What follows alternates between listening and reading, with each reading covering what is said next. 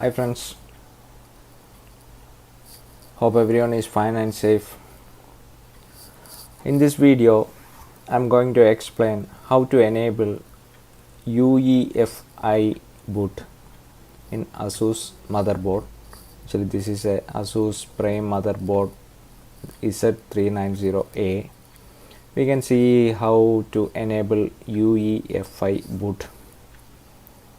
By default it is enabled, but somehow if we reset or some changes will happen, so we can see how to enable UEFI boot. So this is my PC. Actually, by powering on we will get a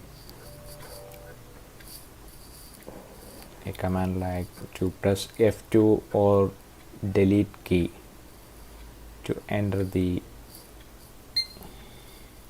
actually it is powering up. Okay, press delete key or F2. I am clicking F2. We see we can enter into the, okay, this is my BIOS screen.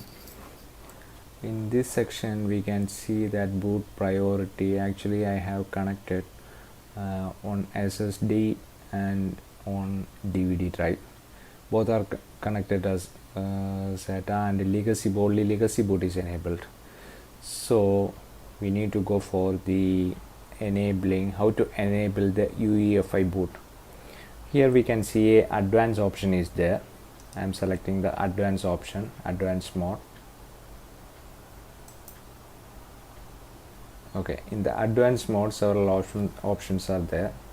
These are all options I explained in all other videos, so this one we need to select the boot.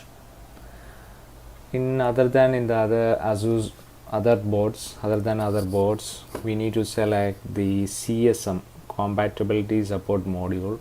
This one we need to select. Actually the UEFI and legacy will comes inside this portion, so I am opening the CSM module.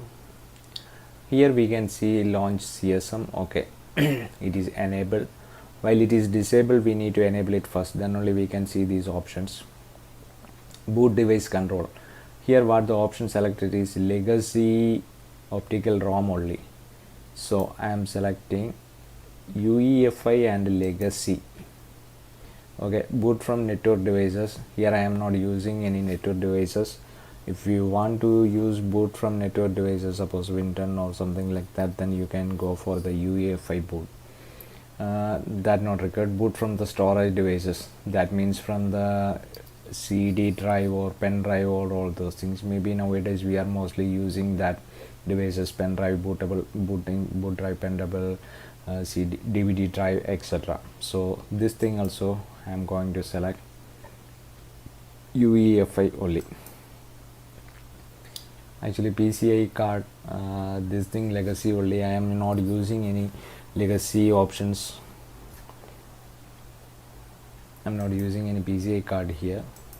In case if you are your PCI card, you want to take it as the UEFI, then you can give it UEFI, otherwise you can give the ignore option. Okay, here I made the two changes. Boot device control is UEFI and legacy ROM, and boot from storage devices UEFI only.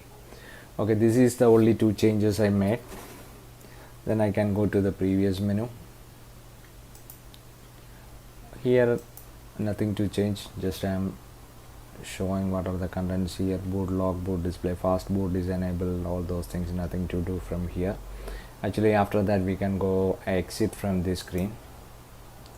Save changes and reset, this option we need to select. Save changes and reset. Okay, once again the confirmation what are the changes I have made. Boot device control, legacy optical ROM I changed to UEFI and legacy optical ROM. Boot from storage device I changed from legacy to UEFI only. Okay, this is the only change I made. I'm going to click OK. So once again we will see in the boot option what are the boot options available. While booting up we can click the F2 key to enter in the BIOS settings. Okay, I entered the BIOS settings, and now I can able to see the UEFI boot devices.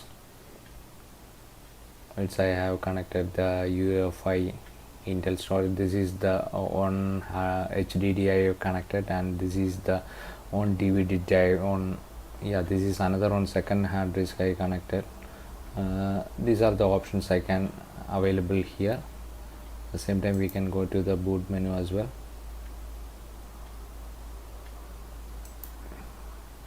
Yeah, here I can see this is the legacy options available here, and this is the UEFI boot options available here. So in this way we can change the legacy boot to UEFI, or we can enable the UEFI boot in ASUS motherboard. This is the motherboard, or similar type of motherboards in ASUS motherboards. We can apply these changes for enabling the UEFI boot. Hope you have enjoyed the video. Thanks a lot for watching. Hope it is useful for you. Please support, subscribe and click the bell icon. Thank you. Thanks a lot.